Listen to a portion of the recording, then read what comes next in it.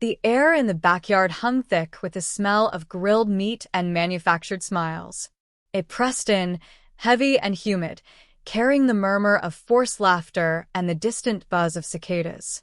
I stood near the chipped paint of the picnic table, a plastic cup sweating condensation onto my palm, watching the familiar ballet of family perform their roles. Uncle George booming jokes no one found funny, cousins comparing mortgages and school districts, the low hum of inherited expectation vibrating beneath it all. Then I heard it, the distinctive cackle, a sound that had, for decades, signaled the precise moment the temperature dropped in the room, the moment the light dimmed just for me. Aunt Carol. She stood surrounded by a small circle, heads nodding in practiced agreement, her voice cutting through the general noise like a rusty saw. She wasn't even trying to keep it down. Her gaze landed on me across the lawn, a look of pure, unadulterated pity twisted into a smirk. The kind of look that peels back skin and leaves bone exposed. My stomach clenched, a familiar knot of dread and shame tightening. I wanted the ground to swallow me whole, right there between the petunias and the slightly too loud polka music. And then she delivered the line, the punchline to a joke that had been told about me for as long as I could remember. She tilted her head, that smug expression never leaving her face, and spoke loud enough for a dozen people to hear over the barbecue sizzle and the lawnmower drone from next door. "Oh, look," she said, her voice dripping with false sympathy, drawing the eyes of her small audience towards me. "She's still the family failure." A little wave accompanied it, a gesture that was supposed to soften the blow but only made it sharper, colder. Her little group chuckled, a low, unpleasant sound like gravel shifting. Time seemed to slow down, stretching the moment thin and brittle until it felt like it would snap. The laughter echoed in my ears, bouncing off the brick walls of the house, amplifying the silence that seemed to fall over the rest of the yard, or maybe just the silence inside my own head. My hand trembled, nearly dropping the cup. The condensation felt icy hot against my skin. The smell of the grill turned acrid, suddenly choking me. The bright afternoon sun felt harsh, unforgiving.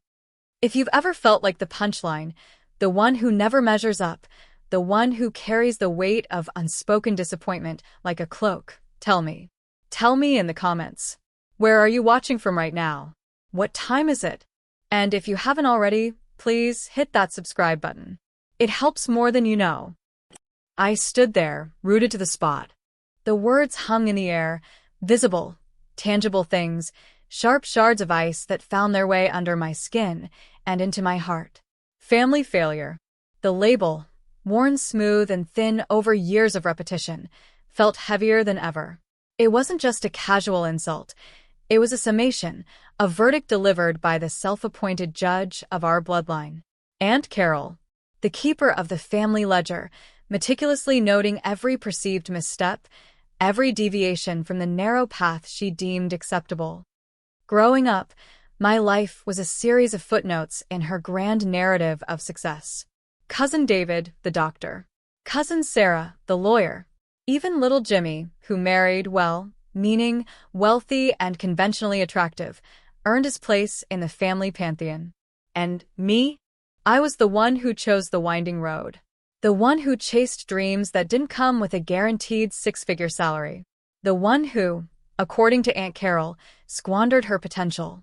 Every Christmas dinner, every Thanksgiving gathering, every casual drop-by visit was an opportunity for her to gently, or not so gently, remind everyone of my perceived shortcomings. "Still writing those stories?" she'd ask, the word stories delivered with a delicate wrinkle of her nose, as if it smelled faintly of fish left too long in the sun. "Have you considered getting a real job yet? Or, after hearing about some modest freelance gig, well, that's nice. Very creative. But is it sustainable?" Sustainable. The word became a code for failure to launch. My childhood had been marked by this constant, low-grade pressure. My parents, bless them, tried to buffer it, murmuring encouragement about following my passion.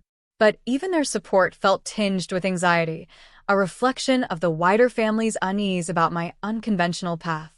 Aunt Carol was just the most vocal, the most relentless embodiment of that unease. She wasn't just expressing her opinion.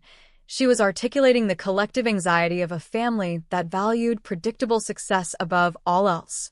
Stability, security, status. These were their gods, and I was a heretic, wandering in the wilderness, talking to the trees and writing down their whispers. My normal life, the one before the reunion invitation arrived like a summons, wasn't glamorous. It was a patchwork quilt of hustle. Freelance writing gigs that paid pennies but kept the lights on. A small online store selling handmade goods that sometimes turned a profit. Long hours spent poring over spreadsheets, pitching ideas, chasing invoices. There were moments of genuine joy, flashes of creative satisfaction when a sentence landed just right or a customer sent a lovely note about something I'd made. But they were often overshadowed by the constant hum of financial precariousness and the nagging voice of internalized criticism, amplified by years of family judgment. I lived in a small apartment filled with books and half-finished projects. My car had seen better days. My wardrobe consisted mostly of comfortable, practical clothes. I wasn't living the life Aunt Carol understood. I wasn't climbing a corporate ladder. I wasn't buying property in the right neighborhoods. I wasn't accumulating the visible markers of success that her generation, and seemingly my family, held sacred. My wealth wasn't measured in dollars or square footage. It was measured in experiences, in lessons learned, in the slow, arduous process of building something entirely my own, even if it felt like building it brick by painstakingly slow brick in a constant headwind. The decision to even attend the reunion this year had been an internal war. Part of me yearned for connection, for the idealized version of family I saw in old photo albums, laughing faces, shared stories, a sense of belonging. Another, larger part of me, the part that remembered every cutting remark, every dismissive glance, every forced comparison, recoiled. It screamed, "Don't go. You know how this ends. You know how they see you." The invitation itself felt heavy, not just paper and ink, but weighted with the expectation of judgment. It sat on my desk for days, a silent challenge. I'd pick it up, trace the embossed lettering, a wave of nausea washing over me. I'd think of Aunt Carol's cackle, the way her eyes narrowed when she delivered a particularly brutal line. I'd remember standing awkwardly while cousins chatted about their promotions, feeling the familiar heat rise in my cheeks. But then, a different feeling would stir. A flicker, small and fragile at first, then growing stronger. A stubborn refusal to hide. A quiet, defiant voice that whispered, "Why should I let their narrow definition of success dictate my life? Why should I let their fear make me small?" I wasn't the person they thought I was. I wasn't the failure they labeled me. My path was different, yes, but it wasn't less valid. It was just meaning. And there was something else. A secret I carried. A possibility that had taken root and was slowly, meticulously growing behind the scenes. It wasn't fully formed yet, not something I could brag about or hold up as proof of worthiness. But it was real and it was significant. It was something I had poured years of my life into, not for recognition, not for wealth, but because it felt necessary, vital, a response to a need I saw in the world. Maybe, just maybe, going back wasn't about seeking their approval. Maybe it was about standing in my truth, quiet and unyielding, regardless of their opinion. Maybe it was about showing up, not to prove them wrong, but to simply be, fully and unapologetically, the person I had become. The person they couldn't see through their predetermined filters. So, I RSVP'd. The click of the send button on the email felt like a tiny act of rebellion. A line drawn in the sand. I knew it wouldn't be easy. I knew I would face the gauntlet of questions, the veiled criticisms, the overt judgments. I knew Aunt Carol would be there, sharpened and ready. But I also knew, with a certainty that surprised me, that I wouldn't break this time. Or if I did, I would break differently. The drive to the reunion felt longer than the miles suggested. Each mile marker was a tick of a clock counting down to the inevitable confrontation. I rehearsed conversations in my head, crafting witty retorts, projecting an air of effortless confidence. They all felt hollow, artificial. The truth was I was nervous.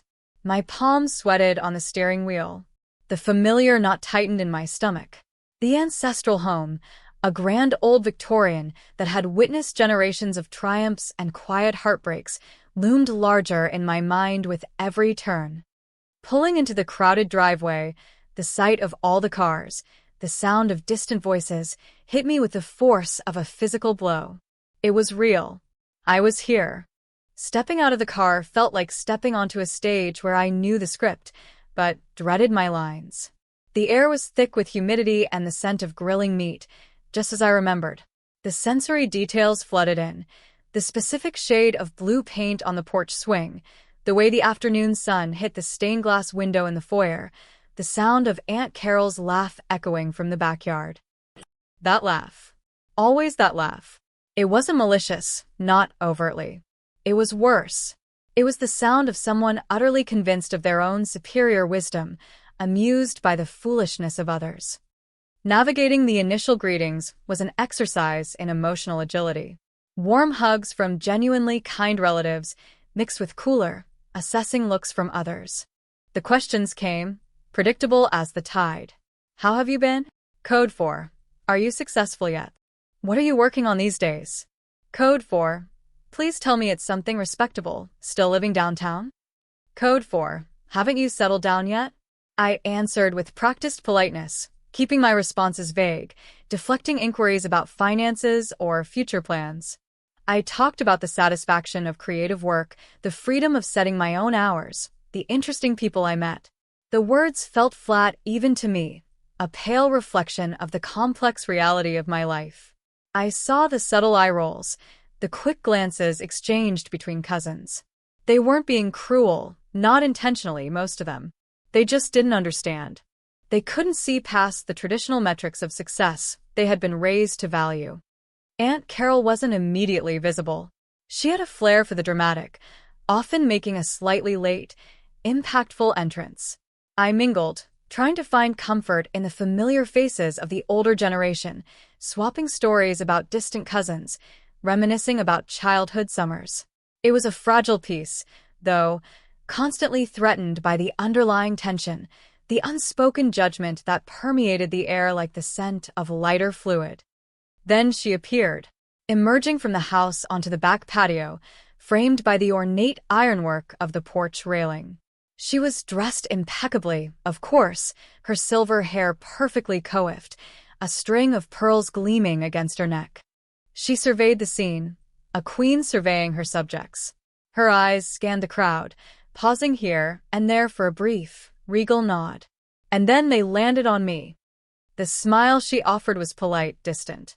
A social mask. But her eyes held that familiar glint. Assessment. Judgment. I braced myself. She made her way through the crowd slowly, stopping to chat, dispensing advice or thinly veiled criticism wrapped in pleasantries. The air around her seemed to shimmer with passive aggression. Conversations hushed slightly as she approached. Everyone knew Aunt Carol. Everyone knew her power to dismantle a person with a single, well-placed phrase. She moved closer, her trajectory taking her directly towards the area where I stood. My heart rate picked up. The small group around her parted slightly as she reached them. This was it. The main event. The moment I had been dreading and, perversely, steeling myself for. She stood less than 10 feet away now, her attention fully on me. The other conversations around us seemed to fade, though I knew logically people were still talking. Her audience was now my immediate vicinity. The air felt charged, expectant. She took a sip of her iced tea, the ice clinking delicately against the glass. A small, private moment before the public performance. She cleared her throat. That was my cue. The preamble was over. She started innocuously enough, a question about my parents, a comment about how long it had been since she'd seen me. The pleasantries felt brittle, easily shattered. I responded calmly, trying to project an air of quiet confidence I didn't entirely feel. My hands still held the sweating cup, a small anchor in the rising tide of anxiety. Then she leaned in slightly, lowering her voice just enough to make the people closest strain to hear. This was her favored technique, The intimate confidence delivered in a public space, ensuring maximum impact without being overtly shouting. "You know," she began, her voice soft, almost conspiratorial, "we were just talking about how everyone has found their place. Built their lives." She gestured vaguely around the yard, encompassing all the lawyers, doctors, businessmen, and their neatly ordered families. "It's so wonderful to see everyone thriving." A pause. The kind of pause that isn't empty, but is heavy with unspoken context.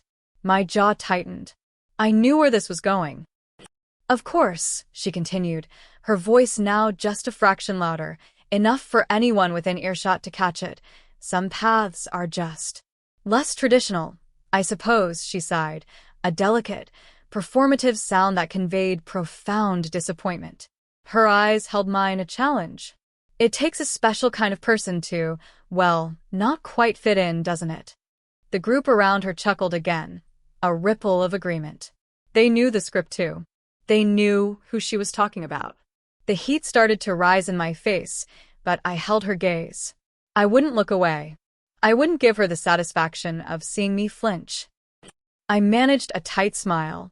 "My path is just different, Aunt Carol," I said, trying to keep my voice even. "Different isn't necessarily a bad thing." She waved a dismissive hand. "Oh, darling, of course not bad. Just hard. Hard to make your way when you haven't found your footing. When you're still searching. Searching." Another code word. Code for adrift, unstable, failing.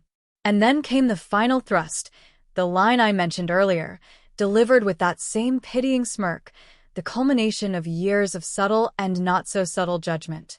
She looked across the lawn, pretending to address no one in particular, but her eyes were fixed on me.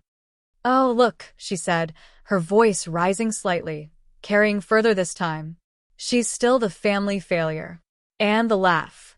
That sharp, unpleasant cackle followed, sealing the judgment. It was like a physical blow, even though no one touched me. It stripped me bare in front of everyone. The sound of the laughter echoed in the sudden silence that felt like it had descended over the whole yard. My vision blurred for a second, the vibrant colors of the picnic blankets and summer dresses washing out, leaving only the gray, suffocating weight of her words. My stomach churned.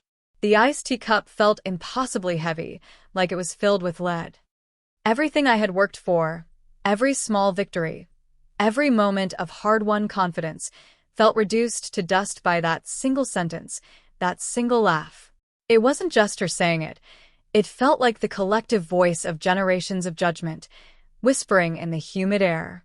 The old narrative, the one I had fought so hard to rewrite, asserted itself, loud and undeniable. Family failure. The words branded themselves onto my skin. The urge to run was overwhelming.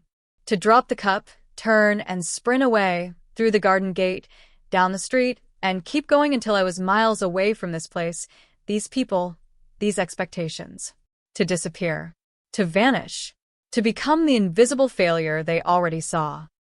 I stood there, frozen. The ground didn't swallow me. The air didn't part to let me escape. I was trapped, pinned by her words and the eyes of everyone who had heard them. My face felt hot, probably bright red.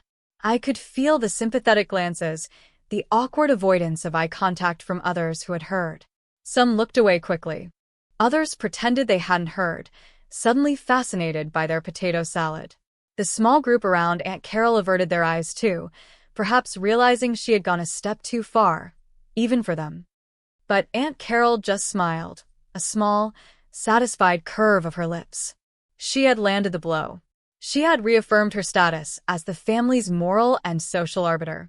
Her narrative remained intact. The failure was labeled, contained. In that moment of agonizing silence, standing there under the weight of that cruel label, something shifted inside me. It wasn't a sudden burst of anger, not at first. It was a cold, clear stillness. A quiet voice, different from the panicked one that wanted to flee. This voice was ancient, deep, rooted in years of weathering storms. It whispered, "No. No. I am not a failure." The words Aunt Carol had tossed out so casually, so confidently, were based on an old story. A story she refused to update. A story that didn't account for the battles I had fought, the resilience I had built, the quiet, persistent work I had been doing, unseen and unappreciated by her world. The deepening crisis wasn't just the words. It was the stark realization that this family, her family, might never truly see me.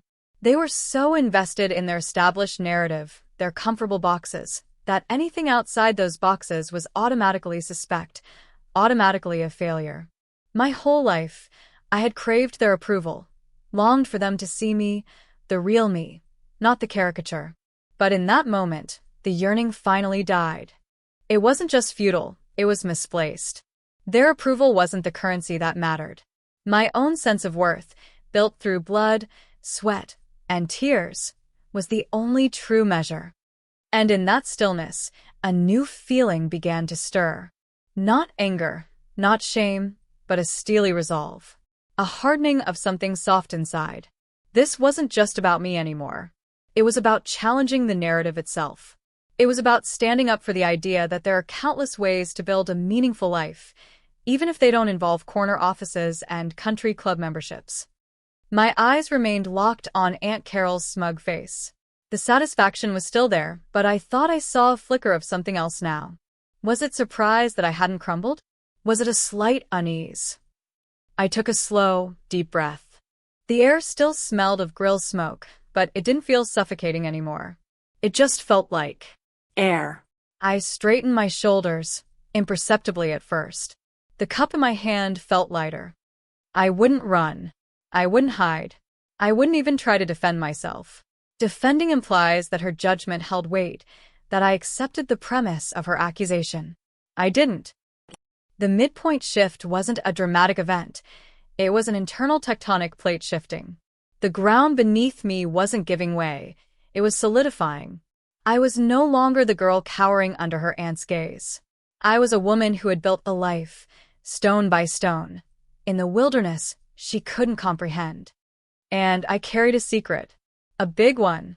The possibility I mentioned earlier? It wasn't just a possibility anymore. It was real. It was happening. And the timing was about to become devastatingly perfect.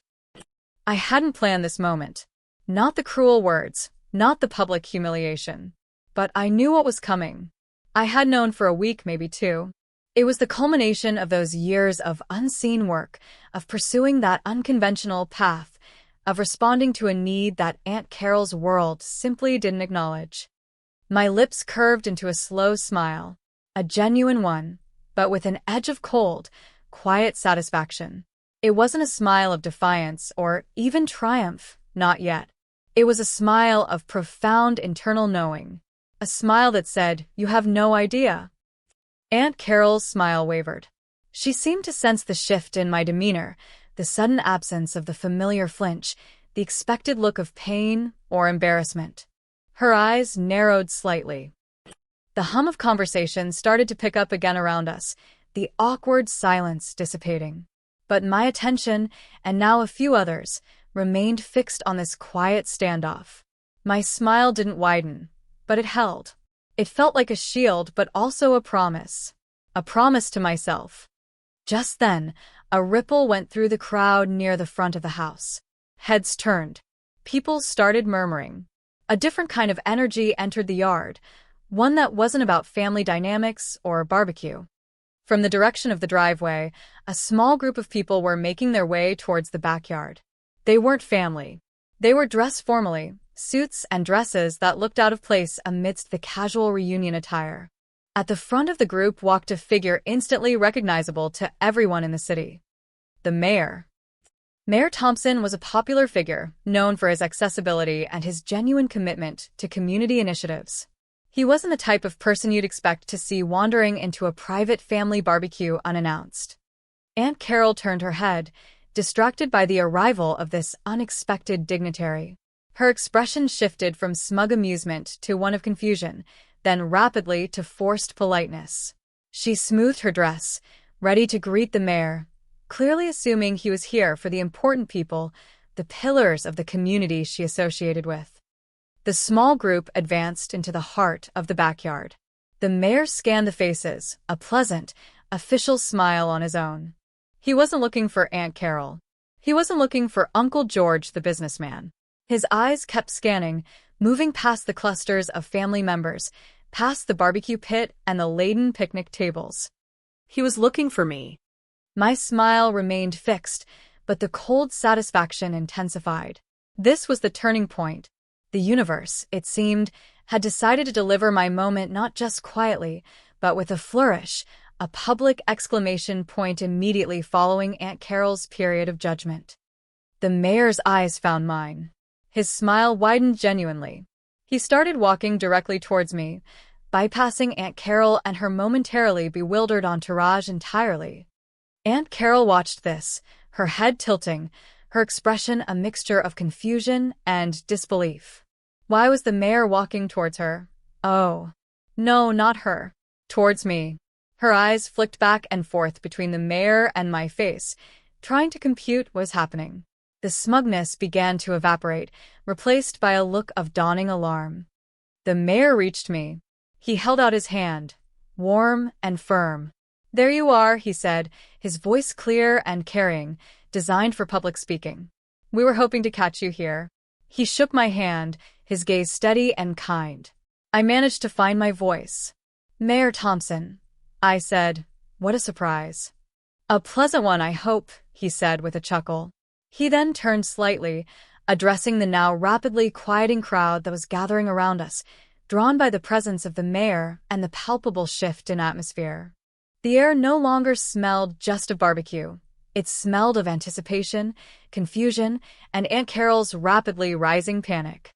She stood frozen nearby, her iced tea glass held midair.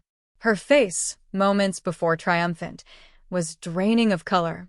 The smile was gone, replaced by a look of utter bewilderment.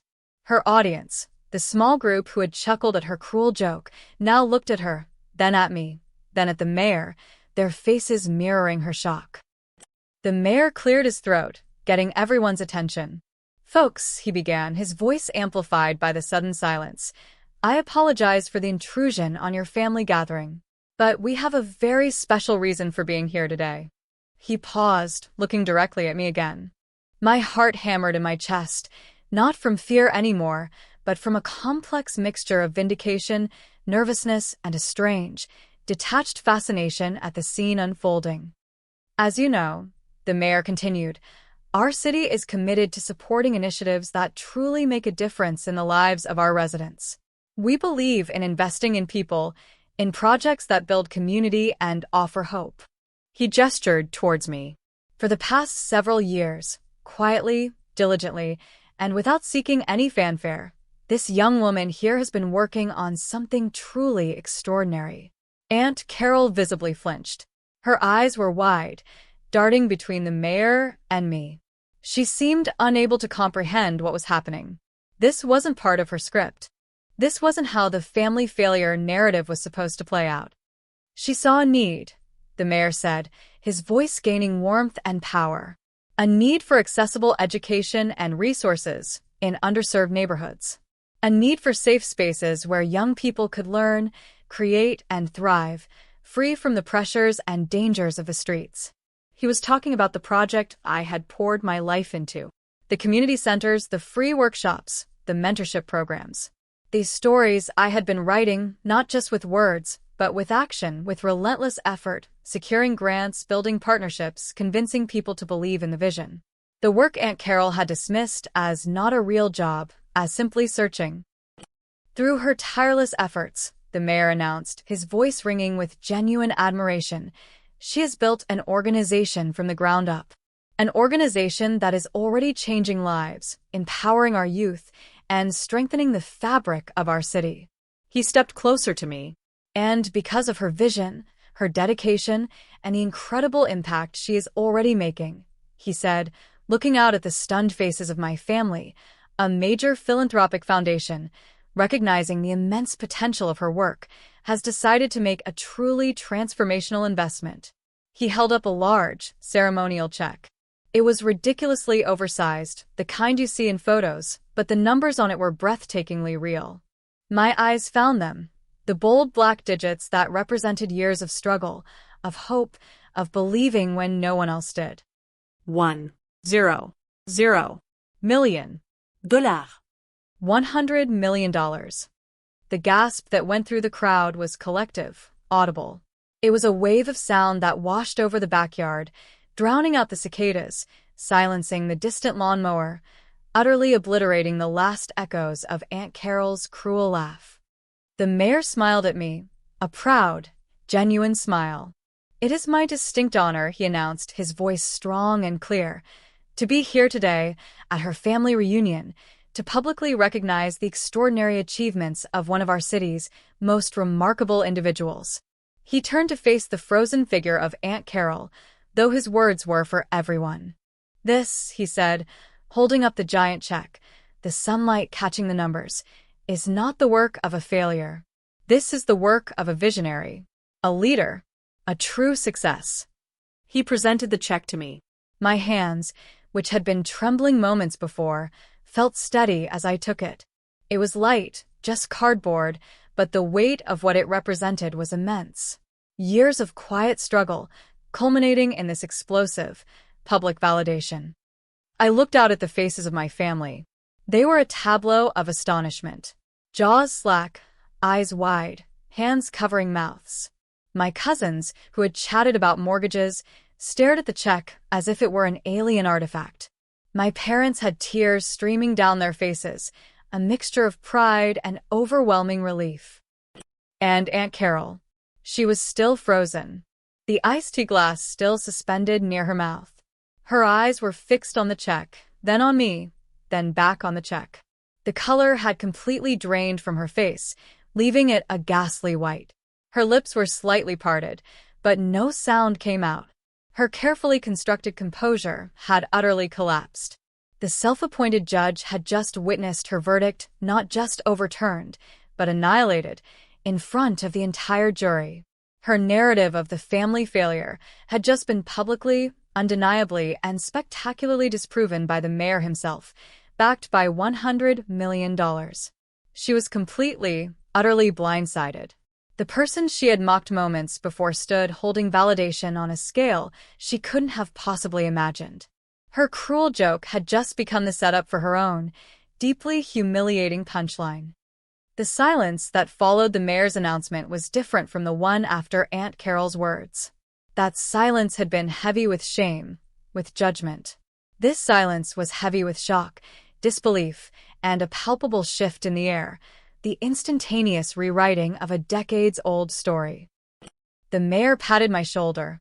"Congratulations," he said quietly just for me. "You've earned this." Then the dam broke. The silence shattered as people rushed forward, no longer awkward or distant, but effusive. Calls of congratulations and "we had no idea" washed over me. Hands reached out to shake mine, to clap me on the back. Cousins who had previously exchanged dismissive glances were now beaming, crowding around the giant check, wanting to see it up close. My parents pushed through the crowd, hugging me tightly, whispering how proud they were, their voices thick with emotion. It wasn't just pride in the money or the award. It was pride in the vindication, the public affirmation of my worth after years of quiet suffering under the family's gaze. And Aunt Carol? She was no longer frozen. She had taken a step back, then another, slowly retreating towards the edge of the gathering. She didn't join the crowd around me. She didn't offer congratulations. She didn't say a word. Her face was a mask of disbelief and something that looked suspiciously like terror.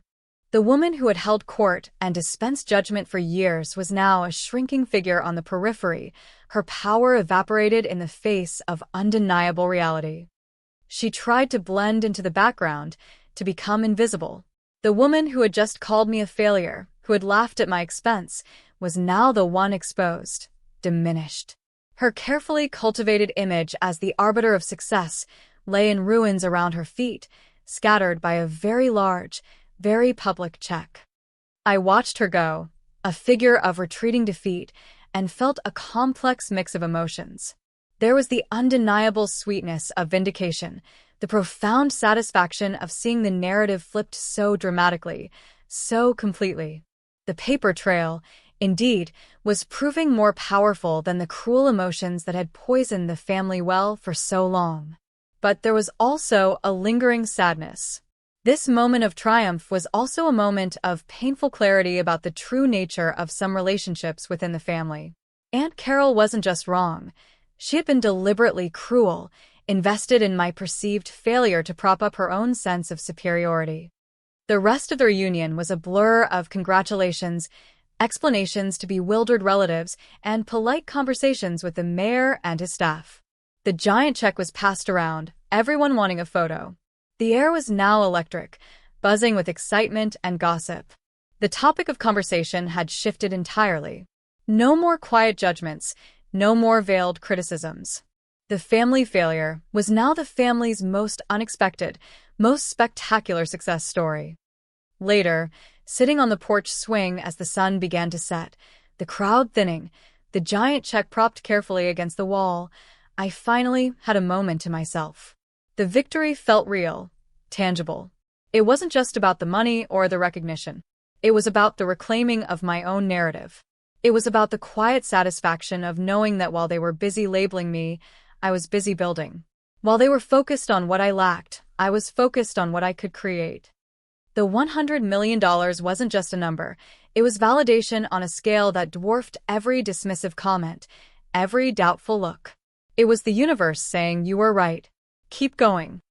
It didn't erase the years of hurt, the sting of the labels, the feeling of being an outsider.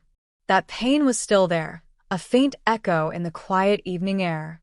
But it was overlaid now with something stronger, something resilient. The knowledge that my worth wasn't, and never had been, dependent on their approval. The setting sun painted the sky in hues of orange and purple, casting long shadows across the lawn where, just hours before, I had stood feeling exposed and humiliated. Now I felt seen, not just by the mayor or the foundation, but by myself. I saw the long road I had traveled, the obstacles I had overcome, the quiet determination that had fueled me when doubt threatened to consume me. Aunt Carol left quietly, without a word to me. I saw her car pull away from the driveway as I sat on the porch swing. There was no grand confrontation, no apology, nothing that would wrap up the emotional threads neatly. And perhaps that was fitting. Some stories don't end with reconciliation. They end with a quiet parting of ways, a recognition that some distances are too vast to bridge. The victory wasn't just mine. It belonged, in a way, to anyone who had ever been labeled, judged, or underestimated. It was a testament to the power of believing in yourself, even when the people closest to you struggled to see your potential.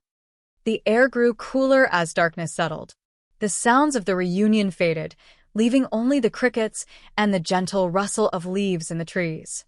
I looked at the giant check one last time, a symbol of an incredible turning point. Then I turned my gaze towards the horizon, towards the future. The journey wasn't over, but the path ahead felt different now. Lighter, filled with possibility. If this story hit close to home, if you've ever felt like you're walking a different path and felt judged for it, I'd love to hear your version. Drop a comment with where you're listening from and what time it is. Thanks for being here. Subscribing helps bring more of these stories to life.